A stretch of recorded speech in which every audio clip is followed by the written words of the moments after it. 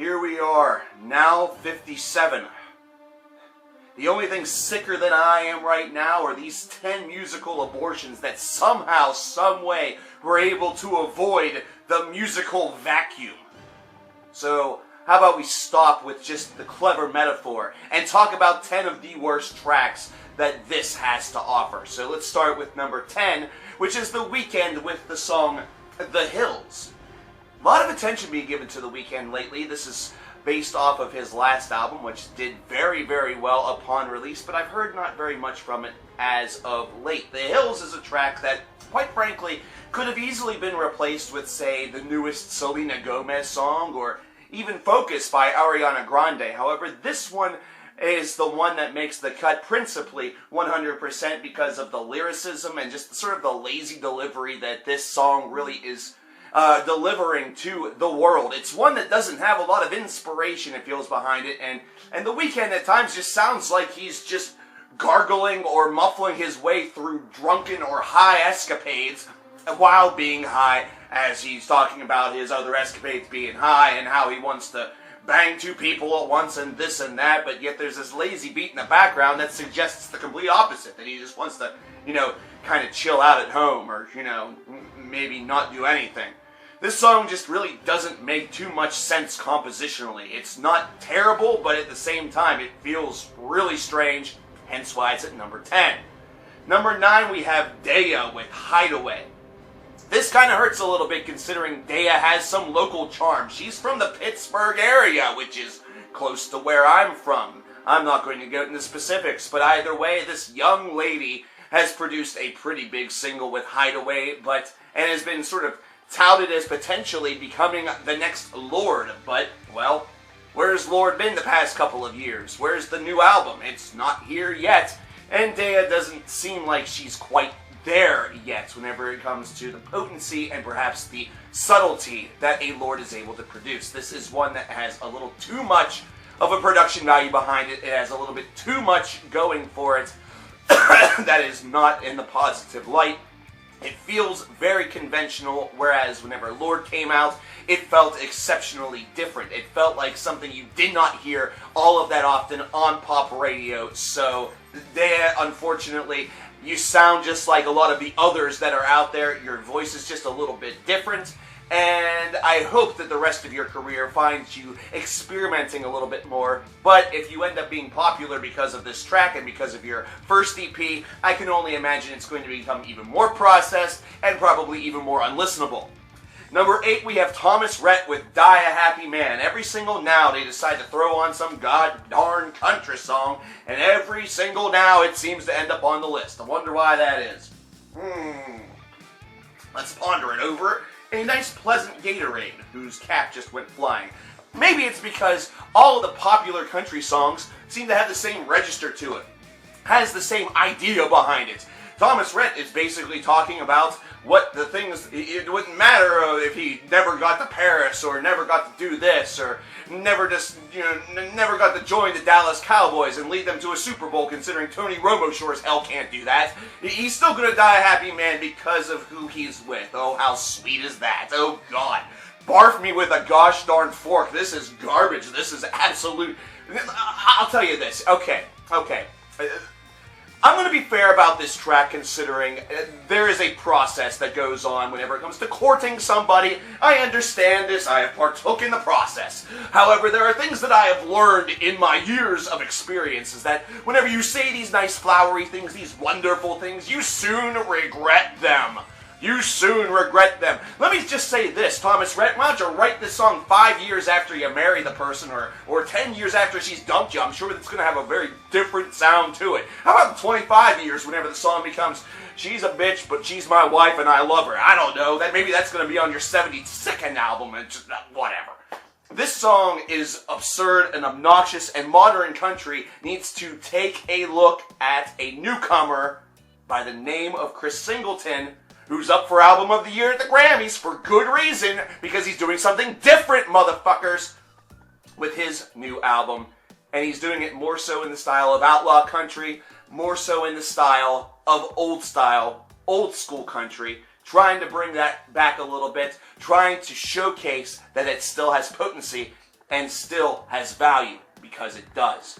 Speaking of people that shouldn't have value but all of a sudden do again, Justin Bieber with Sorry coming in at number 7. We already talked about this album and how it has this like little EDM faux freaking scissor-induced whatever, beat behind it. Someone even said it was Caribbean. I'll tell you what it is. It sucks. Is exactly what it is. These lyrics basically trying to make Justin Bieber out to be some sort of victim, and I don't understand why in the world Justin Bieber, of all people, can be perceived by anybody or any stretch of the imagination as potentially a victim, considering everything that Justin Bieber has done. The only way that Justin Bieber has been a victim is he's been a victim of himself. He's been a victim of his own idiocy. He's been a victim of his own stupid decisions and stupid ideas. And then he finally has an idea that's not stupid and actually works for him and recovers his career. And now all of a sudden, everybody loves him again. This instant forgiveness bull crap is, well, exactly what I just said. Either way, this is something that absolutely needs not to go any further, but it no doubt will. Justin Bieber's career has just been revitalized right in front of our eyes. Thank God. Nobody cares. Die already. Number 6, we have Taylor Swift with Wildest Dreams. We've actually had no songs off of 1989 on these now lists, I believe, unless Shake It Off was on there. I don't know. I can't remember. It's been a long time. That's all I'm going to say about that. But Wildest Dreams is a track that just it's kind of the black sheep of the family. It's the one that actually takes Taylor Swift more so down the pop rabbit hole and now starts to enter into that little club ideal, this whole lazy club ideal that has been happening in club music lately. And Wildest Dreams is supposed to be this lovely love song, blah, blah, blah. He's got this, blah, blah, whatever. Who cares? This is another track that is showcasing that this new little trend of these kind of like very dreamy style compositions. I don't know. What do people do in clubs? I'm going to question this again. What do they do in clubs? Do they just down 2 bottles of cough syrup and then get like a bottle of Cristal and drink like 2 sips and then just lazily do this all night? I mean, I thought we were in the age of twerking where people were like amped up and, shaking their hips and their ass and their arms and their head and just, aren't we whipping and nay-naying too? Why is this the crap that seems to be everywhere? It doesn't make any sense to me. Speaking of that same idea of number 5, Demi Lovato with Confidence. No, you're not confident. Your career's still in the crapper. I can't believe you still have fans. See number 6, only this one has a little bit more of a, elevated boogie to it, and all that other garbage and riffraff. But Demi Lovato, you still can't seem to write a competent gosh darn song. And you being confident and even displaying this at all, it's all faux bravado. It was written by somebody else. I think that it's time to call it quits. Because even the stuff that you're getting from other people sucks. But then we get to number 4, A Curious Case by Alisa Cara with the song Here. I need to take a drink for this one because, oh Lord. See, this is potent. Because if this was alcohol, Alisa Cara would want nothing to do with it. That's right. We have a song that sounds like it will probably be played at the clubs I just talked about, and parties, and stuff like that, about how Alisa Cara doesn't want to be at a party, doesn't want to be there, doesn't want anywhere around it. She's just going to be in the corner over there. She's going to be smelling all the weed smoke that's everywhere. There's going to be people talking to her that she doesn't want to talk to, but she's just going to let them yak because apparently Alisa Cara does not know that clubs and parties and places like that have these magical things called doors that you can walk out of. Even if you're there with somebody else. Even if you're there with your significant other, you can walk out the door. It ain't hard. If that's the sole reason why this song is on this list, that's enough. But guess what? There's a second reason why it's on this list. Because it sucks. Number 3, Charlie Puth, One Call Away. I don't have to say much about this. Charlie Puth is becoming 2016's Meghan Trainor, where literally every song that he produces is awful. And he's not quite trying to revive that whole aesthetic that she is, but it's close. His has a little bit more of a funk twinge, but he's still trying to revive decades that have been long gone. And while I would love to hear more music in the style of 1960s, I just don't want to hear it from Charlie Puth and Meghan Trainor. mainly because they don't seem to understand what those decades were all about, and they don't understand that in order to produce music that has that influence, you need to actually, go all in. They're not going all in. They're trying to bring those decades to the 2015s, the 2016s of the world, and guess what happens? It makes it sound fake. It gives it that processed gloss that they probably want, and it makes it suck. It makes it terrible. Bruno Mars is a great example of how you can take ideas from the past, like 70s funk, and even the 60s charm soul singer, and produce it in the 2010s and make it sound good. Because you're not aiming to stick with the decade that you're aiming to draw influence from. You're not trying to be a 1960s singer that's getting a song played in an ice cream shop. No. Instead, you're applying those ideas to the modern age. Puth and Trainer know not how to do that. If you listen to One Call Away, you're going to be making one call, and it's going to be to a freaking ambulance. Number 2, Frankie with New Obsession. I couldn't even make it through this song.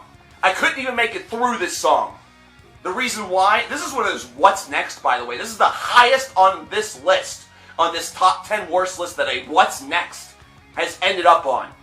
And why? This is the worst voice, the most annoying voice I've ever heard in music. I thought Meghan Trainor's was bad. I thought Kesha's was bad. I would listen to Kesha recite poetry for 15 hours than listen to Frankie's New Obsession again.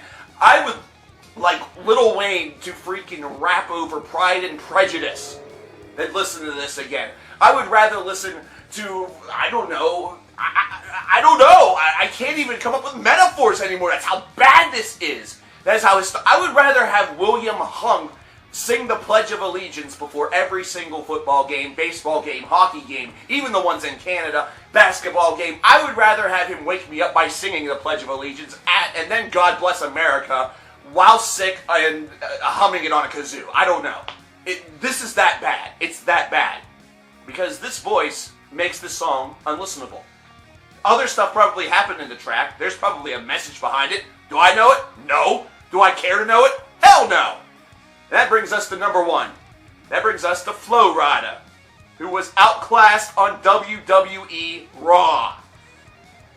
Yeah. The actual rapper was outclassed in a rap battle by a wrestler, a sports entertainer. Now, yeah, some people will say, yeah, you threw it on Britain. No, he was legitimately struggling. Have you looked at his face? My House is the name of this song.